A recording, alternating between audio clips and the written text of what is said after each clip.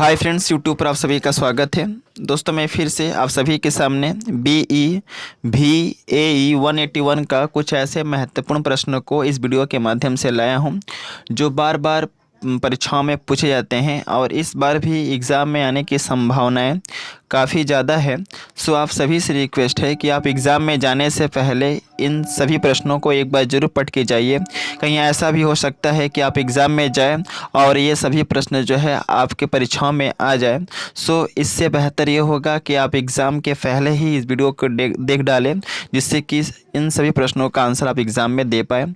और एक चीज़ इस वीडियो के माध्यम से मैं बता दूं कि बहुत से ऐसे बच्चे हैं जिन्हें कन्फ्यूज़न है कि इस सब्जेक्ट का जो प्रश्न पत्र होता है किस टाइप के होते हैं। तो मैं उन्हें बता दूं कि इस सब्जेक्ट का जो प्रश्न पत्र आप सभी के एग्ज़ाम में आएगा वह MCQ टाइप का होता है, यानी कि एक प्रश्न होते हैं जिसके 4 ऑप्शन दिए जाते हैं। उन चारों ऑप्शन में से जो ऑप्शन आपको सही लगता है उसको आपको टेक आउट करने होते हैं। तो इस तरह का MCQ टाइप का प्रश्न जो है आपके परीक्षाओं में पूछा जाता है। ओके, तो आइए चलते हैं और स्टार्ट करते हैं जो प्रश्न एग्ज़ाम के लिए काफ़ी ज़्यादा इम्पोर्टेंट है। तो पहला प्रश्न आप स्क्रीन पे देख रहे हैं। प्रश्न एग्ज़ाम में आता है कि जल प्रदूषण निवारण और नियंत्रण अधिनियम किस वर्ष लागू हुआ था। यानी कि जल प्रदूषण निवारण और नियंत्रण अधिनियम किस वर्ष लागू हुआ था। तो इसका राइट आंसर होगा 1974 में। ओके, फिर से कह दूं, जल प्रदूषण निवारण और नियंत्रण अधिनियम किस वर्ष लागू हुआ था। 1974 में। 1976 तो होगा नहीं, 1975 भी नहीं होगा और ना ही 1972 होगा। तो जल प्रदूषण निवारण और नियंत्रण अधिनियम किस वर्ष लागू हुआ था। 1974 में। ओके, दूसरा प्रश्न है कि वायु प्रदूषण की रोकथाम और नियंत्रण अधिनियम किस वर्ष लागू हुआ था। 1972 में, 1974 में, 1981 में, 1985 में।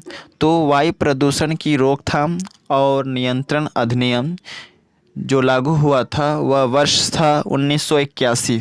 आपको अपने दिमाग में बैठा लेना है कि 1981 में वायु प्रदूषण की रोकथाम और नियंत्रण अधिनियम लागू हुआ था। इसके बाद है तीसरा नंबर प्रश्न जो कि काफ़ी ज़्यादा इम्पोर्टेंट है, वह है वन संरक्षण अधिनियम किस वर्ष लागू हुआ था। 1985 में नहीं, 1980 में। ओके, आपको याद रखना है कि वन संरक्षण अधिनियम सन 1980 में लागू हुआ था। तो इसका राइट ऑप्शन नंबर 2 जो है काफ़ी सही होगा।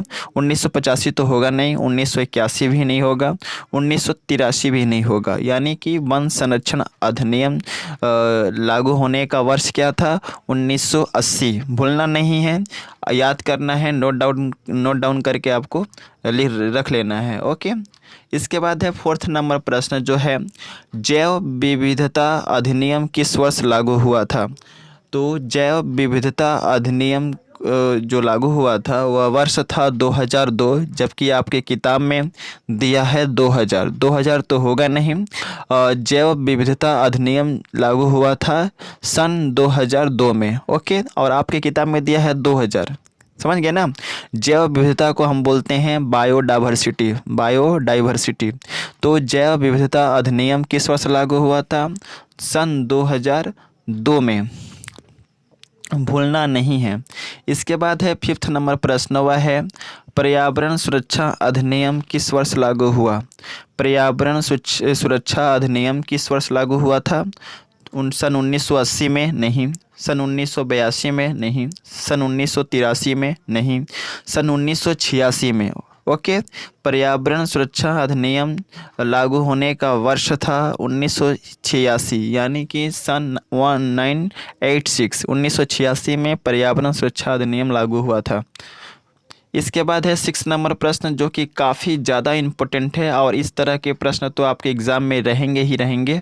वह प्रश्न है वैश्विक ताप की वृद्धि में कौन सा गैस का योगदान सबसे अधिक रहता है।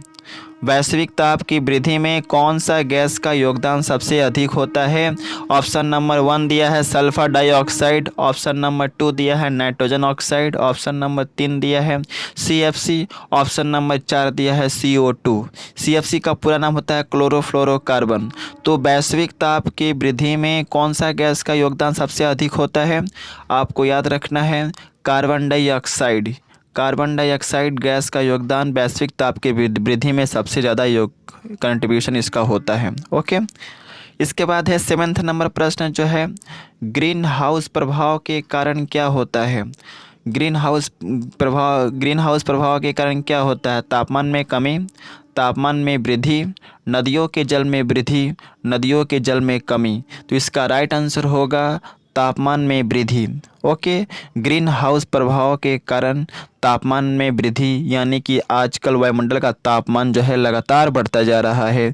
यह किस कारण से हो रहा है? ग्रीन हाउस प्रभाव के कारण। तो ग्रीन हाउस प्रभाव के कारण क्या होता है? तापमान में वृद्धि हो रहा है। समझ गए ना?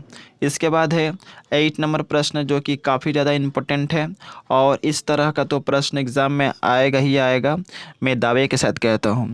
प्रश्न पूछा है 8 नंबर की निम्नलिखित में से कौन सा हरित गृह गैस नहीं है?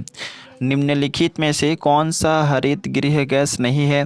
ऑप्शन नंबर 1 है carbon dioxide gas, option number 2 है sulphur dioxide gas, option number 3 है नाइट्रोजन और ऑप्शन नंबर 4 है इनमें से कोई नहीं। तो इसका राइट आंसर होगा ऑप्शन नंबर 3, यानी कि नाइट्रोजन जो होता है वह हरित गृह गैस के अंतर्गत नहीं आता है। बाकी हरित गृह गैस कौन कौन है?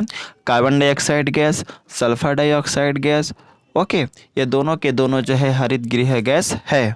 इसके बाद है केवल नाइट्रोजन हरित गृह गैस नहीं होता है। इसके बाद है 9वां नंबर प्रश्न, वह है प्रकाश ऊर्जा को रासायनिक ऊर्जा में कौन बदल देता है? प्रकाश ऊर्जा को रासायनिक ऊर्जा में कौन बदल देता है? तो हरे पौधे, या ऑप्शन में हो सकता है पादप लिखा हो। ओके, तो प्रकाश ऊर्जा को रासायनिक ऊर्जा में कौन बदल देते हैं? हरे पौधे या पादप, जबकि सूक्ष्म जीवाणु तो बदलते नहीं हैं, ना ही अपघटक। समझ गए ना? तो प्रकाश ऊर्जा को रासायनिक ऊर्जा में कौन बदल देता है? हरे पौधे या पादप बोल सकते हैं। सबसे अंतिम नंबर प्रश्न है 10वां, वह है जीवों और पर्यावरण के पारस्परिक संबंध क्या कहलाते हैं? वेरी वेरी इंपॉर्टेंट क्वेश्चन है। जीवों और पर्यावरण के पारस्परिक संबंध क्या कहलाते हैं? जीव विज्ञान नहीं, भौतिक विज्ञान नहीं, रसायन विज्ञान नहीं, इकोसिस्टम। याद रखेंगे आप, जीवों और पर्यावरण के पारस्परिक संबंध क्या कहलाते हैं? इकोसिस्टम, यानी इसको हिंदी में भी ऑप्शन दे सकता है पारिस्थितिकी। समझ गए ना? तो जीवों और पर्यावरण का पारस्परिक संबंध क्या कहलाता है? पारिस्थितिकी या इकोसिस्टम। और आई थिंक जो है आप लोगों को इस वीडियो में समझ में आ गया होगा पर्यावरण अध्ययन से संबंधित 10 ऐसे प्रश्न जो कि बार बार पूछे जाते हैं। और एक चीज़ इस वीडियो के माध्यम से कहना चाहूँगा, जो भी न्यू व्यूवर्स हैं जो कि चैनल पर पहली बार आए हैं वह चैनल को सब्सक्राइब कर सकते हैं अगर ये वीडियो आपको अच्छा लगा हो और चाहते हैं कि इसका PDF आप सभी को मिल जाए तो आप मेरे टेलीग्राम चैनल से जुड़ सकते हैं। मेरे टेलीग्राम चैनल का नाम है इग्नू लर्नर, जो कि हमेशा इंपोर्टेंट क्वेश्चन प्रोवाइड करता है। आप जैसे ही टेलीग्राम चैनल पर आते हैं मैं इसका PDF आप सभी को प्रोवाइड कर दूँगा। So best of luck for all of you for your exam and thanks for watching my video. जय हिंद, वंदे मातरम।